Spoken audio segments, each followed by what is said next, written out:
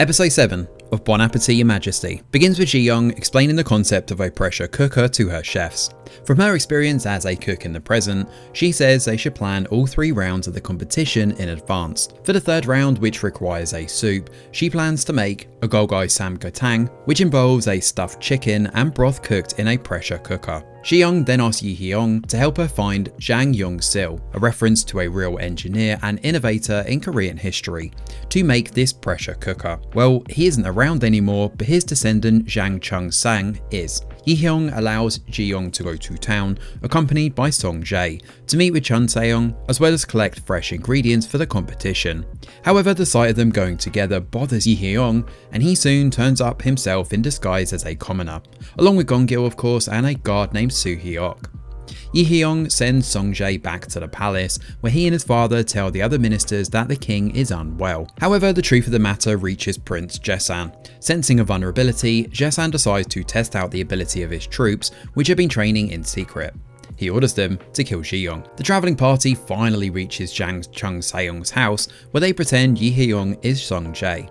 However, Chun Se-young doesn't take too kindly to royals, and in the end, Ji-young gives him a cooking tip that changes his mind and he hears her out. However, he believes the royals discard people after using them and refuses to help. In Jahongwon, Chuwol gives consort Kang some news about Gong-gil. She reveals that he's the older brother of Ok-dan, the young girl who died in Jahongwon. She tells Chuwol to keep a closer eye on Gong-gil. Back in the palace, the cooks observe Chef Mayeng teaching Gil-kyum how to chop onions, but he's incredibly strict about it to the point where she is left in tears. Elsewhere, Fei Shuao goes to Prince Jaesan and asks for a trade.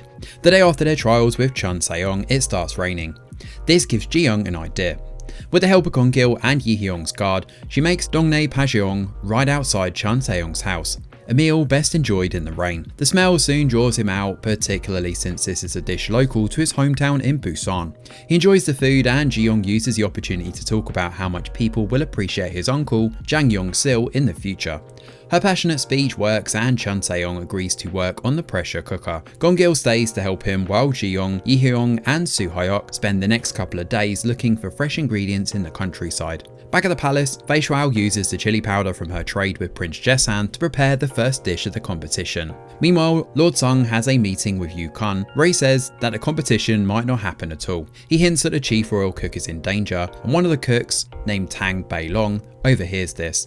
Later, he wears a disguise and communicates this information to Chief Yom and Chef Mayeng, who in turn take it to Chang Se-young and Song-jae.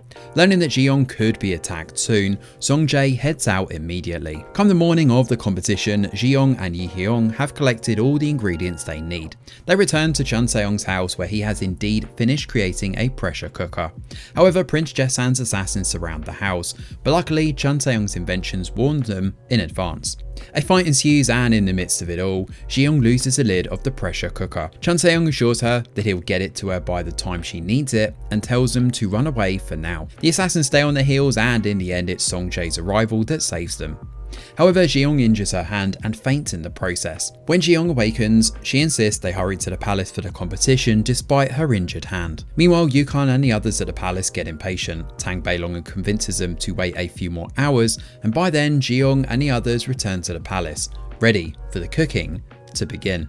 So episode 7 takes our characters on a bit of a side quest, and the pressure cooker gives the drama a means to take Ji-young and Yi-heon away from the palace once again, and away from the pressure cooker, no pun intended, of politics and squabbling. It's truly a delight to watch Ji-young and Yi-heon interact and spend time together without the confines of all the palace formalities. Chun Se-young makes an entertaining eccentric too, but his storyline isn't particularly deep. While Ji-young's Pajeong looked delicious, his animosity towards the royals could have been explored a little more deeply, instead of being a throwaway reference. What does help with this though is the addition of Prince Jaesan's assassins. The attack adds a splash of thrill and action to an otherwise mellow episode, even giving Yi-heon and Ji-young a chance to get closer to each other.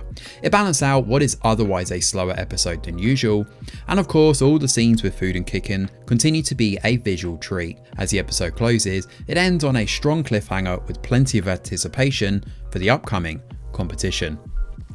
Thanks for watching, and do let us know your thoughts in the comments below. Smash a like or subscribe to the channel, your support is very much appreciated. I'm Greg Wheeler, and from all of us over here at The Review Geek, we'll see you on the next video.